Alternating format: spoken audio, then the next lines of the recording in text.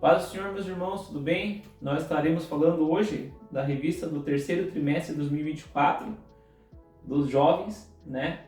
Estará falando Na Cova dos Leões, o exemplo de fé e coragem de Daniel para o testemunho cristão em nossos dias. Nós estaremos falando hoje da lição de número 2, como viveremos na Babilônia.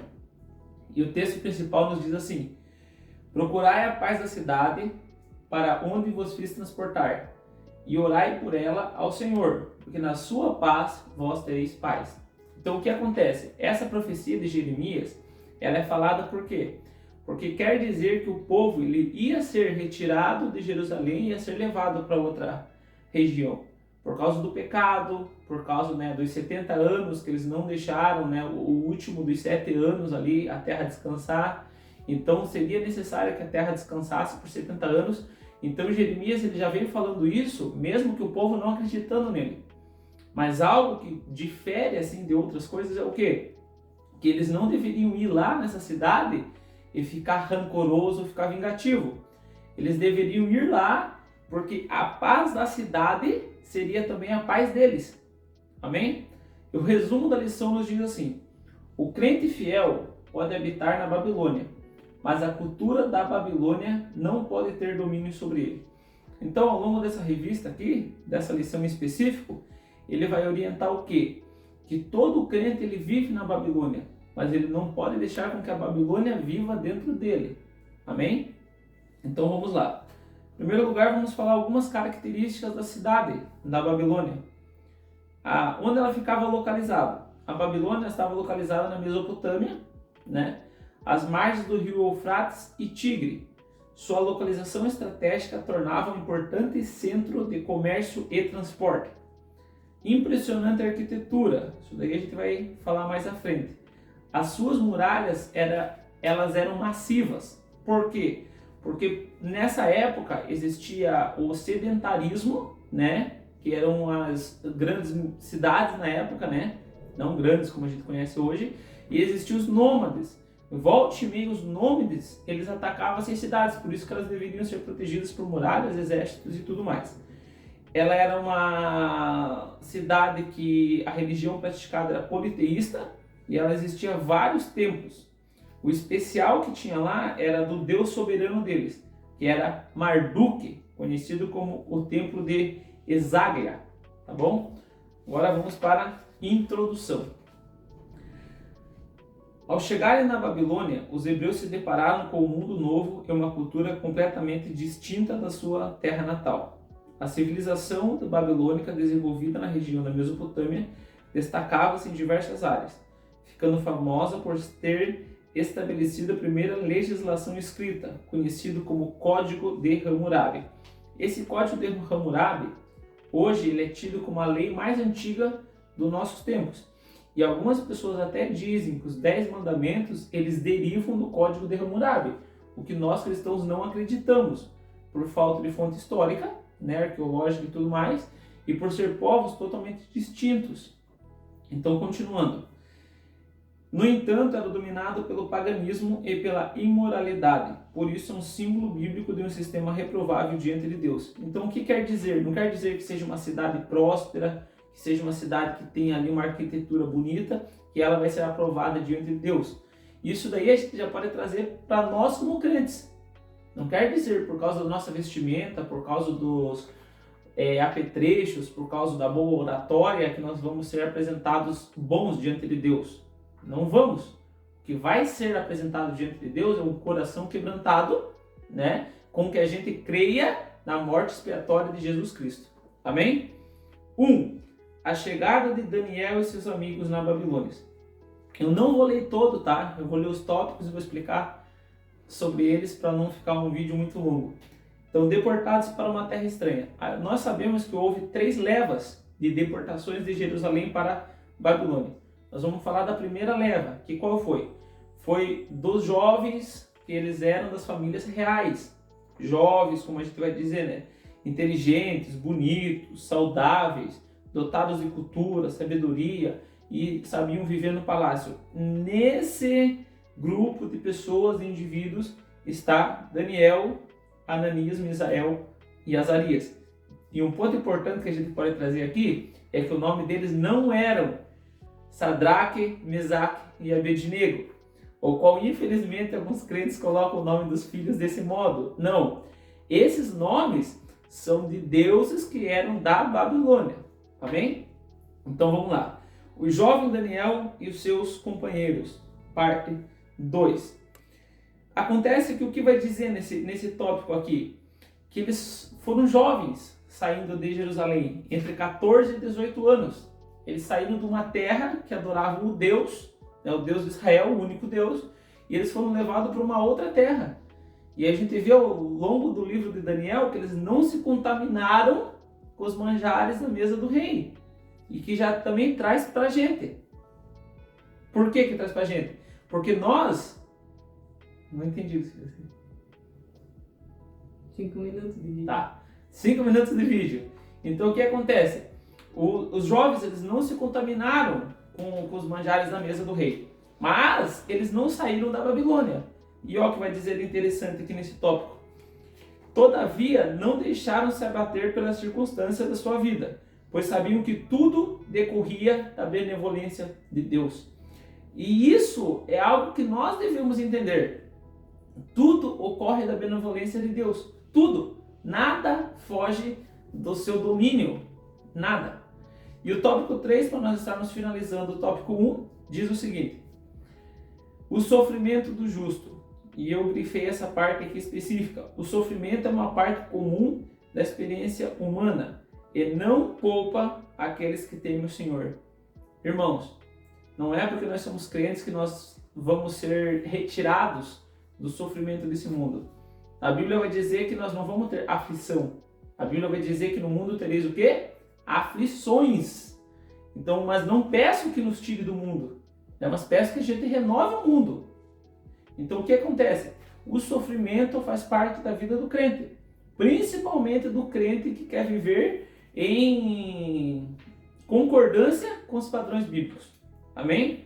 Vamos agora para o tópico número 2. Tópico 2.1. A capital imponente. A cidade se fazia conhecer por seus luxuosos palácios, reais e obras de arte, pátios e jardins, dentre os quais os jardins suspensos, assim reconhecidos como uma das 7 maravilhas do mundo antigo. Era fácil alguém ser seduzido por seu luxo e opulência, como ocorre com a mídia odierna. Então vai dizer que uma das 7 maravilhas do mundo antigo estava na Babilônia. Então era uma cidade muito linda. E agora nós trazemos o contexto para o nosso dia de hoje. Quantos jovens, eles não estão familiarizados com uma cultura secular? Muitas das vezes, quando eles entram numa faculdade, eles se surpreendem. Muitas das vezes, quando eles entram num serviço, eles se surpreendem. Muitas vezes, quando eles vão servir, Forças Armadas, Marinha, Aeronáutica, etc., eles se surpreendem. Mas a surpresa vai acontecer. Mas nós não podemos nos seduzir pela luxúria desses novos ambientes que o jovem cristão ele é introduzido. E como que você vai deixar não ser influenciado por isso? Tendo sua vida firmada na palavra de Deus. Porque você vai viver como Daniel. Você vai viver lá dentro, mas você vai viver sendo um cristão genuíno. Amém? Tópico 2.2. A ostentação da cidade. Como eu falei para vocês, Babilônia era uma cidade muito bonita, né? O arquétipo dela, a arquitetura dela, a opulência dela. Mas por quê?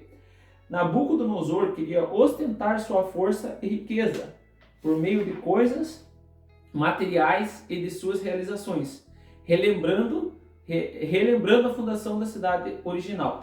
Então o que acontece? Vocês sabem qual foi a primeira citação de Babilônia na Bíblia?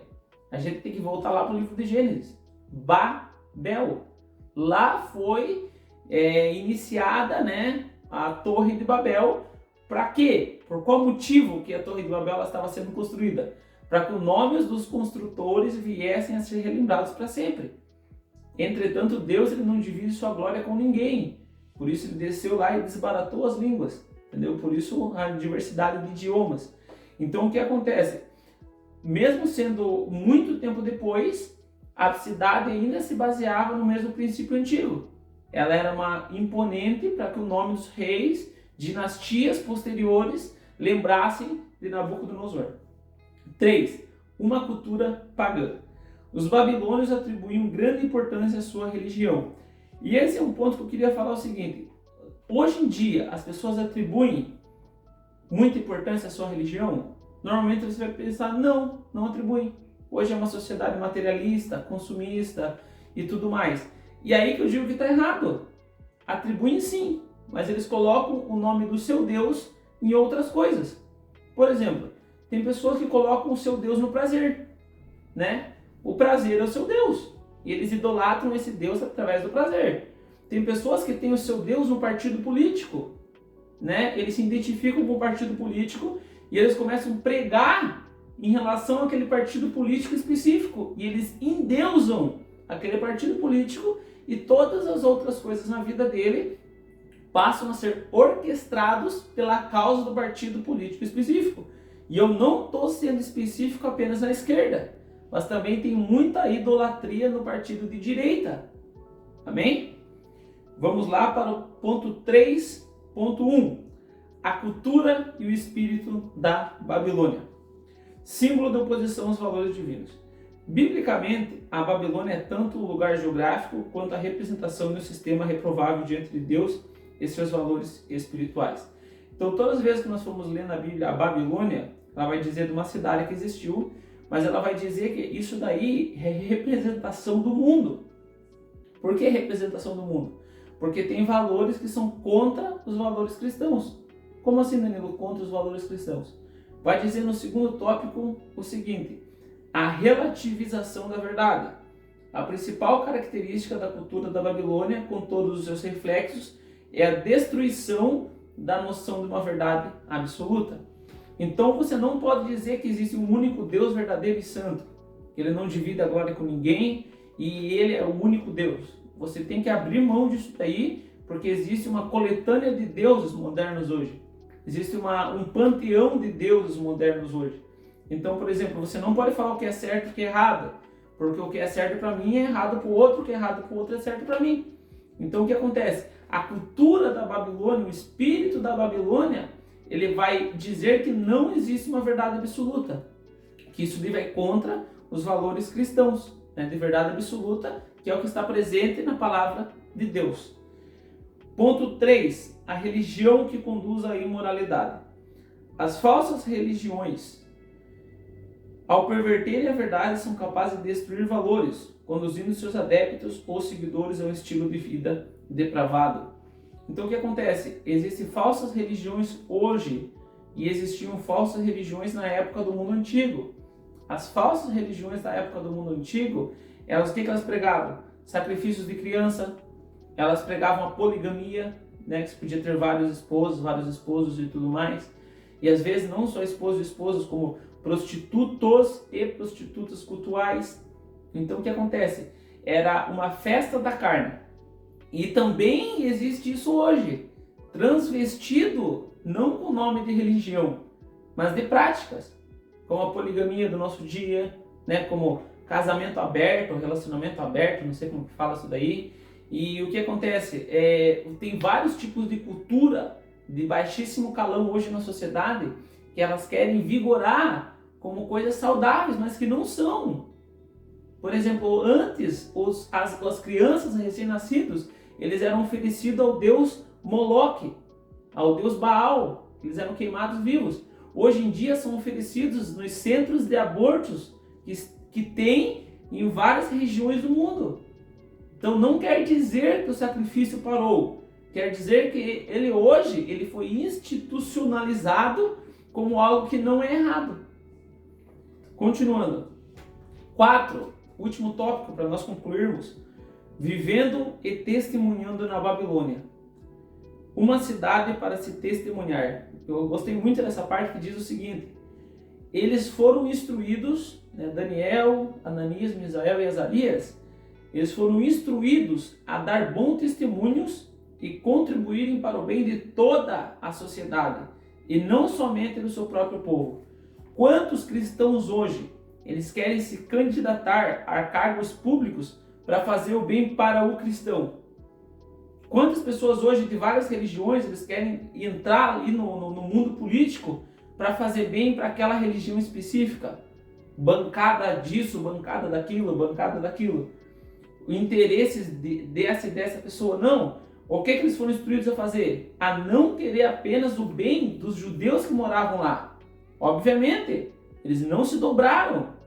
Eu não digo que o governador, o prefeito, o vereador, ele tem que vender a sua fé ou não viver como um cristão. Ele é obrigado a ser cristão onde for. Mas ele tem que combater aquilo que é errado, aquilo que é corrupto e o bem da sociedade em geral. Como fez Daniel, Misael, Ananias e Azarias. Ponto 2, finalizando, testemunhando no mundo. Faz parte da responsabilidade do cristão zelar pelo desenvolvimento social, como sal da terra e luz do mundo, e mordomos de Deus, pois Cristo é soberano sobre toda a criação.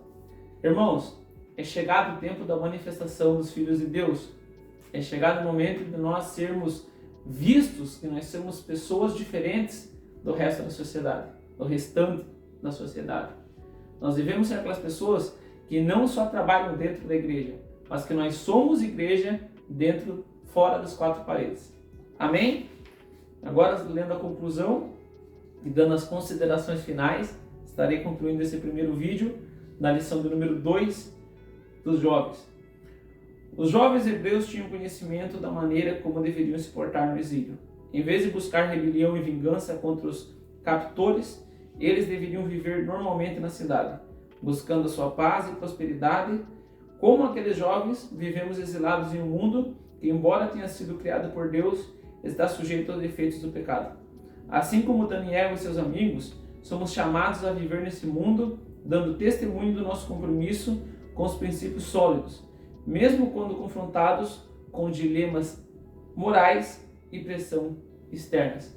Irmãos, que sejamos como o jovem Daniel, que mesmo diante da cova do leão, mesmo os 3 jovens, na fornalha, eles não disseram não ao cristianismo que eles viviam. Nós precisamos desses jovens que pratiquem e vivem o cristianismo dentro da Babilônia. Que Deus abençoe vocês. Se vocês tiverem dúvidas, não hesitem em perguntar. Deus abençoe.